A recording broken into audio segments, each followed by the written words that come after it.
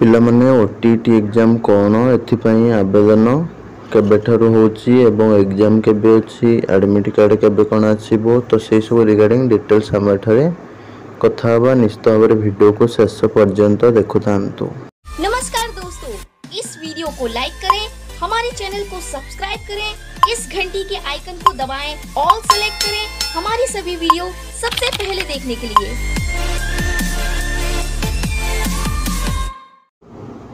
पिलामाने notice टी रहुची board of secondary education Odisha Cuttack तरफरु ओडिशा टीचर एलिजिबिलिटी टेस्ट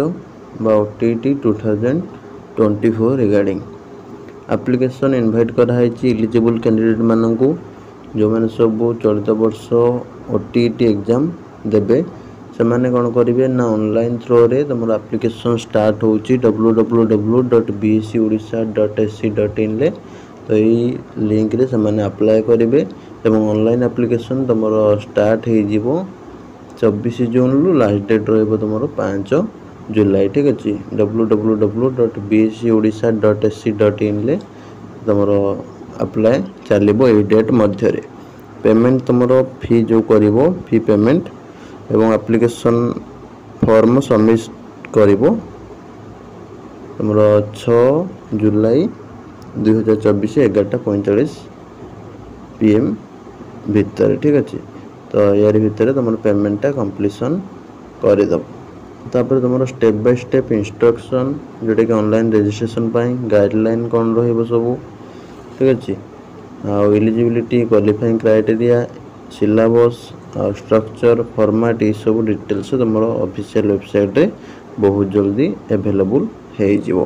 तापर तुम एग्जाम जोटा कंडक्ट करा 9 अगस्त रे कंडक्ट करा अच्छी पेपर 1 तुम 9टा रु 11:30 पर्यंत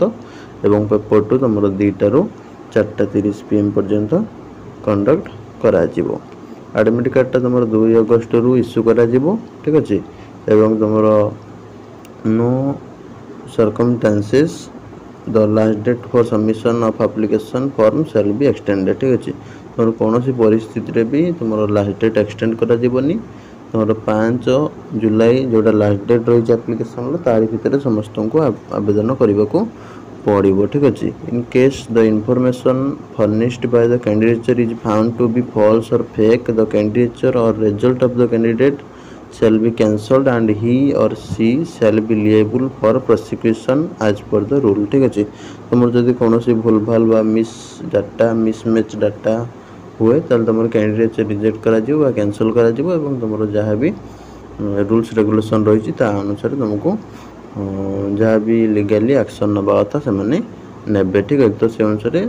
फेक इनफॉरमेशन बेसी दब ना जोटा रियल तो सेटा दब ना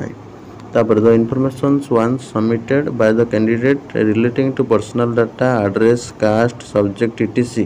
during online registration can not be changed at any stage later ठीक अच्छे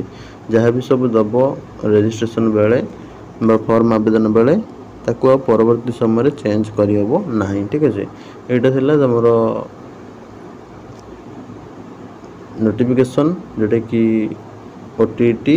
रिगार्डिंग तो वीडियो भल लगी वीडियो को लाइक करदेव चैनल को सब्सक्राइब करदेव रही नमस्कार जय जगन्नाथ।